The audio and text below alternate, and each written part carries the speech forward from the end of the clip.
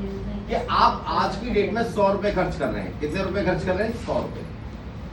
कितने खर्च कर रहे हैं? 100 रुपए। ये आपका व्यय है। क्या है ये?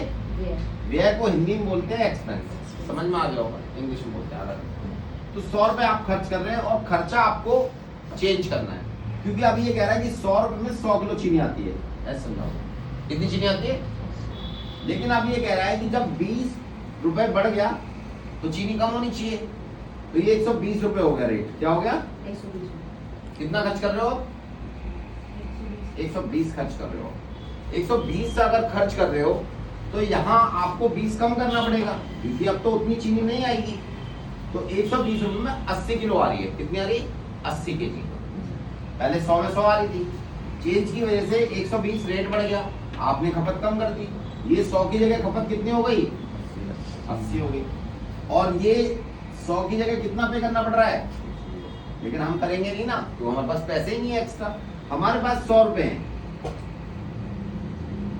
100 में 80 मिल रहा है, हम तो उतने ही पैसे खर्च करेंगे ना भाई जितने हमारे पास हैं। तो हमने पहले भी 100 रुपए खर्च कर रहे थे, 100 किलो आ रही थी, हमने खपत कम कर ली तो 100 ही रुपए खर्च करेंगे।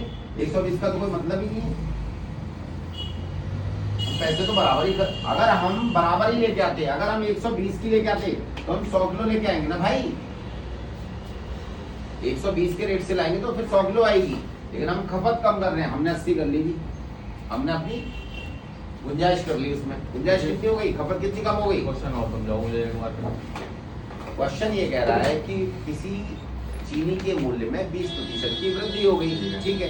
उसके बाद अगेन ये कह रहा है कि 20% की वृद्धि होने के बाद हमने अपनी खपत कम कर ली। अगर हम खपत 100 केजी ही रखते तो 120 पे करने पड़ते, लेकिन हमने क्या किया? उसी के हिसाब से अपनी खपत भी एडजस्ट कर दी। जैसे 100 में हमारा 100 आ रहा था, अब 100 में हमारा 80 आ रहा है, तो ये चीज तो हमने मैनेज कर दी ना। इधर हमारा रेट वही है, एक्सपेंस वही है 100 रुपए, और हमने खपत कितनी कर ली है? 20% कम कर ली है।